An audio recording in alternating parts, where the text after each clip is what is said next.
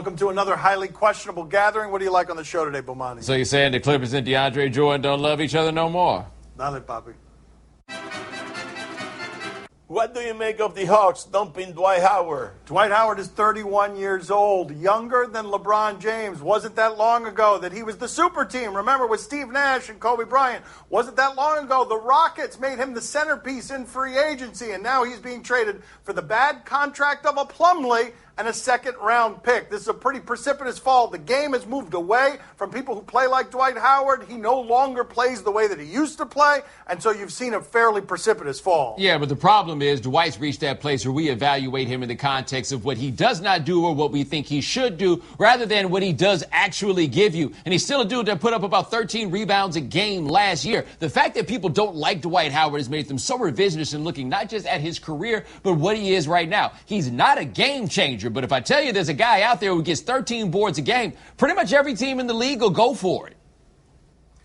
Plus, he has been working on his three-pointers now. You saw that. That's right. Wow, he said 2 weeks ago that he was going to add three-pointers to his arsenal. Next thing you know, Atlanta's like, get on out of here. We'll take Plumlee's in return. Or how about yesterday where he's asking fans to tell them what they think about the trades, and 5 minutes later, he's one of them.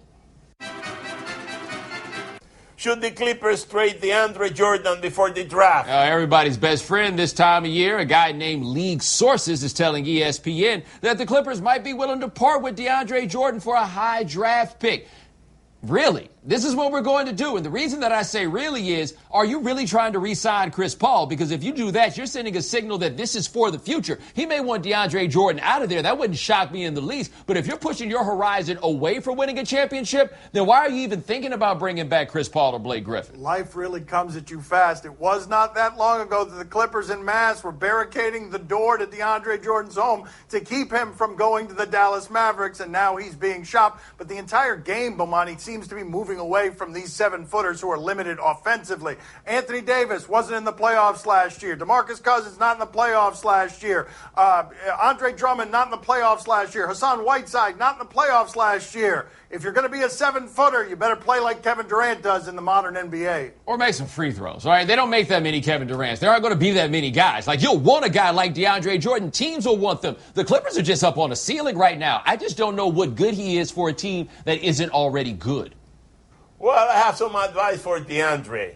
DeAndre, you got to learn to shoot that three-pointer same as Dwight Howard. That's right. Look at that. Right. If he starts shooting three-pointers, they got to put nets around the court like they're doing in baseball now. Charles Barkley has said that if you leave DeAndre Jordan in a warehouse by himself with nobody guarding him and don't allow him to dunk, he'll have 8 points when you come back in the morning.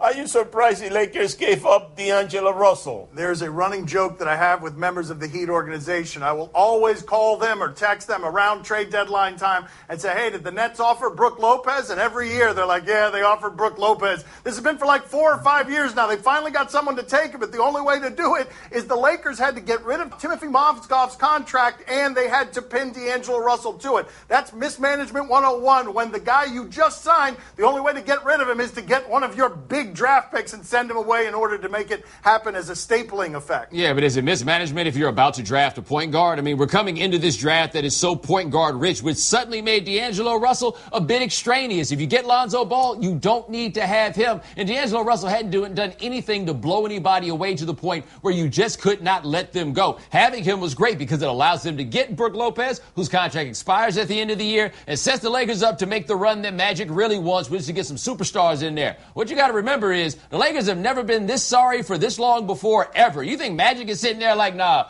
we'll just be sorry a little bit longer and see how it goes? Hell no. I can't believe that Swaggy P lasted longer in the Lakers than D'Angelo Russell. How for me to believe that? I mean, the signature move of D'Angelo Russell's Laker career was kind of betraying Swaggy P, right? It's the only thing we remember.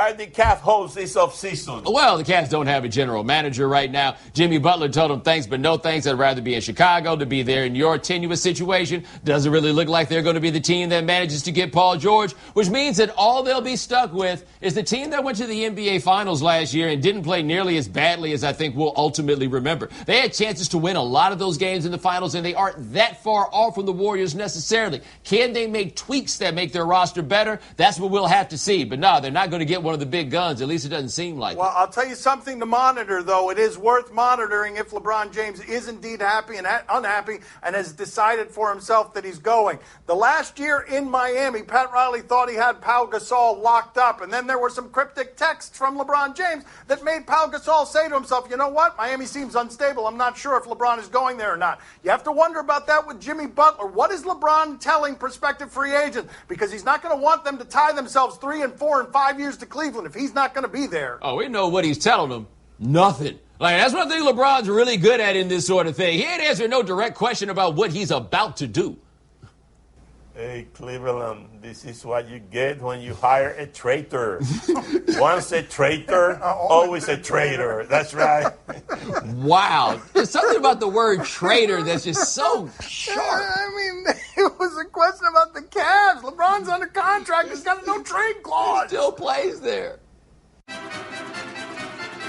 Who's that you're backing, Lonzo Balls or the Aaron Fox? My father's accent makes fox a tricky word to pronounce. Fox is the name that he's using, like the animal, fox. And his father has gone in very efficiently. Lonzo Ball and LeVar Ball. LeVar Ball uses a lot of words to convey what it is that he's thinking about. Fox's dad, not so much. He just said, my boy whooped his 2 times when they played against each other. It's hard to dispute that. Both times they played, Fox's kid was better than him. Yeah, now LeVar, of course, is saying that it's about the larger body of work. And even better than saying that he kicked his he said he ate his up H-Town in the house. Now, which father are we going with? I mean, I don't know enough about this Aaron Fox dude. LeVar keeps our business rolling, man. He keeps cranking out this content. What you got next, Mr. Aaron Fox? We need more to make these shows go. LeVar's a better friend to us than you. I'm with Bomani on this. Don't you want more fathers involved in the back and forth trash talking? Because I'd be for that. You know, I like my father involved in those things. One of the great ironies of sports, by the way, you talk about how certain people's fathers aren't around. Then when their fathers are around, you wish they left.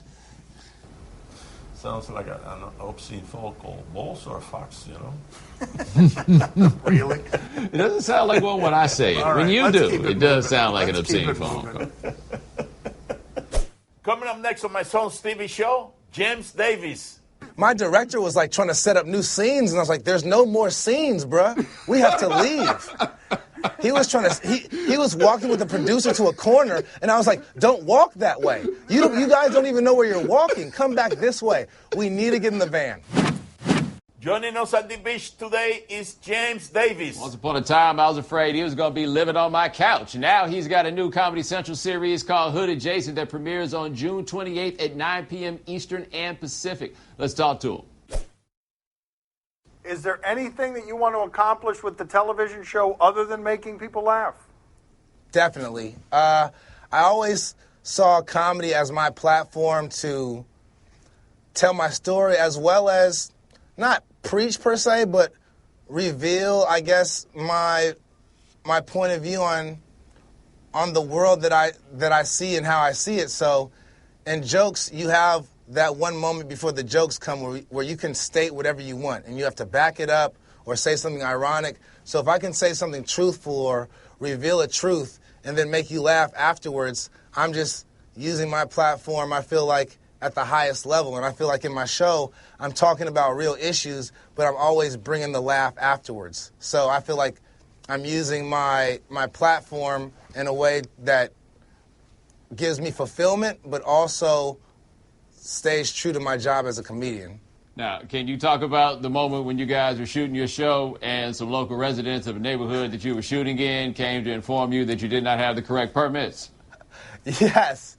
So I'm shooting, in my pilot episode, I do this segment called Hood Pass, where I'm pretty much talking about, in ways, gentrification and the exploitation of the hood and how people feel this arrogance to come in other people's neighborhoods without respecting the communities involved. And I feel like if I have a show called Hood Adjacent, my show needs a hood pass.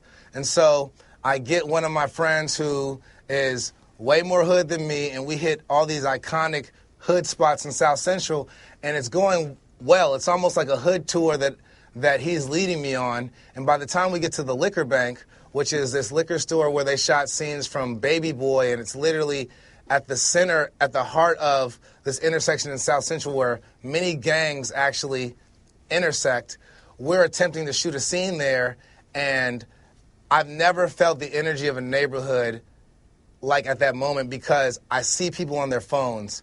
I see gang members. I see neighborhood people just coming down into this parking lot liquor bank area until finally somebody just interrupts my scene, mid-scene, and asks who I am, where I grew up, who allowed me to shoot there, and told us we couldn't be exploiting the hood. I mean, this guy did not care about cameras, did not care about the boom guy or any part of production. He literally interrupted the scene and was like, who the hell are y'all? And luckily, the hood dude that I was with, this dude named Stevie J, he was as official or more official than the guy who was breaking it up. And then they did some cool handshake that is gang related, and I didn't know what was happening, but everything smoothed out, and we caught it all on camera.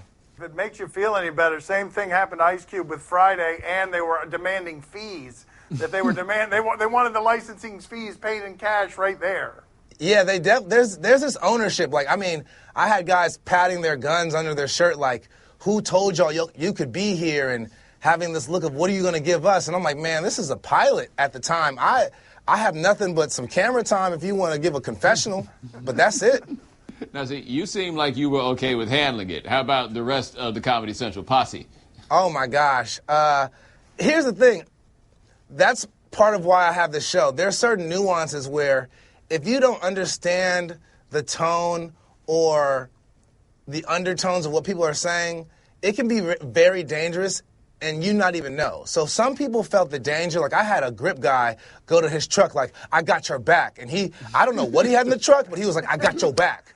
But then my director was like trying to set up new scenes, and I was like, there's no more scenes, bruh. We have to leave. He was he was walking with the producer to a corner, and I was like, don't walk that way. You guys don't even know where you're walking. Come back this way. We need to get in the van. Everybody in the van. James, you're sitting here talking about undertones. I don't think there are undertones to somebody patting the gun under their shirt. Like, that's not an undertone. Well, that the director like an overtone. The director didn't see that part. That was just me and a producer talking until, like, there was like many side conversations happening, so they didn't see that part. But still, the guy who didn't give a damn about the scene, that should have been enough for them to know that no more scenes can be executed in this setting. James, Papi wants a crack at you. What do you got, Papi? Hey, James, I heard that you love playing golf. What is the best round that you have ever played? I shot a 75 at my home course, Chester, Washington, in the hood of California. And in that round, I eagled a par 4. 9-iron, 140 yards, off a bank, into the hole. Wow. Still have that precept golf ball. Life. My whole life. How long have you been waiting my whole for that life. question? Okay. My whole life. Congratulations, you've made it, sir. Thank you for being on with us. Bomani, can you play better than that? No. But we did play golf with Stu Gatz on Yom Kippur once. Yes, we did. Stu Gatz got game. See you later, James. Good talking to you. Thank you, guys. Gracias. Gracias, James. Gracias. Love you, Bo. Highly questionable is broadcast from the Clevelander Hotel on beautiful South Beach, Miami. Time to play the game that is not ready to say goodbye.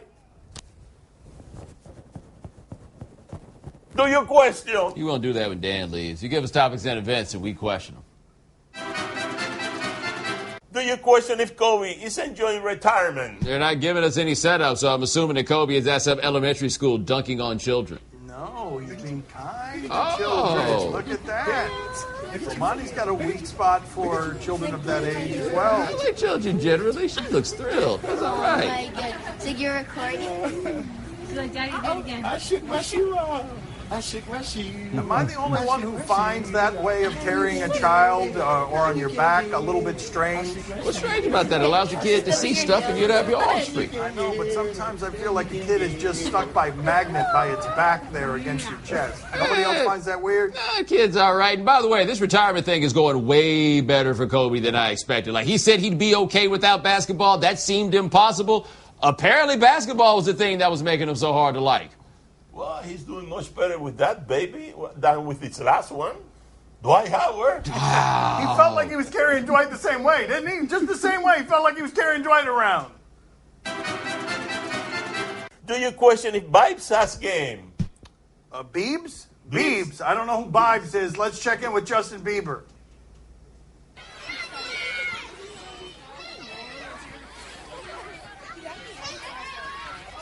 All right, an important question here. The person who's guarding him. Oof. Oh, I was going to ask if that person was on the payroll, and now I know he's not on the payroll, because if you're on the payroll, you're not allowed to do that to the talent. I mean, you got to let him score there, Shumpert. What are you doing? Why are you stealing the ball from the star? Ring, ring, ring. Hello? Yeah, hold on for a second. It's Fred Hoiberg again. Fred, what's going on? It's so stupid. Yeah? Right. Yeah? You saw the video? Yeah. Bib? Yeah, he carried the ball. Come on, man. Listen, I mean, this wasn't a professional game. He's complaining the NBA. Hey, Fred, concentrate on the Bulls. I heard that weight sign again. He Hang went up in. the banana. Huh? Hang up the You banana. got your hands full, buddy. Hang up the banana. All right. All right. Take care of weight. Why is he always hunched over like this thing is plugged in? It's so strange. Time to play the game that forgot to clear his browser history on his wife's laptop. See? Oh, no. Tell us what to watch on television tonight. We'll tell you if we're intrigued or not. On WGN, Padres and Cubs. No, thank you. Rizzo had a slide the San Diego manager deemed dirty the other day. That manager's name is Andy Green, and he said, I don't care about baseball rules. We're not throwing at Rizzo. We're not proving anything by throwing at Rizzo. We are not going to show how much of a man we are by throwing at Rizzo. So here's Rizzo's first at bat yesterday. Andy Green taking the moral path of, yee! You could have had him just take one base, and instead he took all of them. Going to take all the bases on you, Andy Green. Okay, Bomani, are you intrigued? I'm sorry, you got to throw it on the next time. I mean, I just don't really feel like you have any other option, right? He goes and hits your man with the knee in the chest on the slide, and then he just hits a... Yeah. Got to throw at him. Streets don't respect you. Papi, are you intrigued? Oh, see, I'm very intrigued. You know, there is a bigger news in Chicago. Javi Baez made the cover of the Body Issue. Look at him. Oh, the ESPN Get Naked issue. I guess that's coming up soon. That is exceptionally naked right there. Odell Beckham is so jealous they didn't call him. Oh, how awkward was that photo shoot? Right there! That depends on who for, because apparently for Javi Baez, this is like the best day he's had in a while. It's not awkward. Let's go out amid some tumbleweed and let's get naked and I'll swing a bat. But that's not the body. Let me show you body. Oh, for the love That's of right. God. Here There we go. This All is the body. Right here. there With it all the trimming, right? With all the trimming. Hey, are you sure? Put it on the cover. That's right. Yeah. Do I have to come back tomorrow? I mean, it doesn't look like much of anything has been trimmed. Are you sure? On NBC, Little Big Shots, Forever Young. Is this going to make me sad? What do we have here? My father's very excited. What is this? Old people. This is Little Big Shots Forever Young, everybody, and I'm your man, Steve Harvey. It's a showcase of great old talent that does as good as young people, and oftentimes better. Incredible, 91 years old. The stars on this show, they've been around for a while. Doing the illusions about 30 years. I only get nervous if my third wife is in the audience. He couldn't tell his buddies that he loved to sing, and so he'd been waiting all his life, and this guy opened his mouth. Unbelievable. Miss Carla Walinda, 81 years old. I think people should watch because it lets them know that life does not have to pass you by. Old people don't hold back nothing. Are you a cougar? Well, you know, there's a lot of needy people in the world. This gonna be a hell of a show right here, folks. I mean, I can't think of words in a sentence worse than 81-year-old and gymnastics, but 91-year-old and gymnastics is worse than that. Bomani, are you intrigued? Yeah, let me tell you something. I feel pretty confident putting money on this. If she's 91 and she's still doing gymnastics, if you meet her, she will hit on you. Like those real out there, I'm still doing it when I'm old, they still be trying to do it. Papi, are you intrigued? Oh, see, I'm very intrigued. Wow, there are a lot of hot ladies on that show. And that guy singing, he has a strong voice, you know, but I tell you, I can do better than that guy. You want to hear me singing? No. Here you go. Oh, yes, here come you. I'm the man of the hour. I am here to show everybody that I have what it takes. I wish you would have just took your clothes off. Wow. I mean, awful, man. Cliches. Even sings the cliches.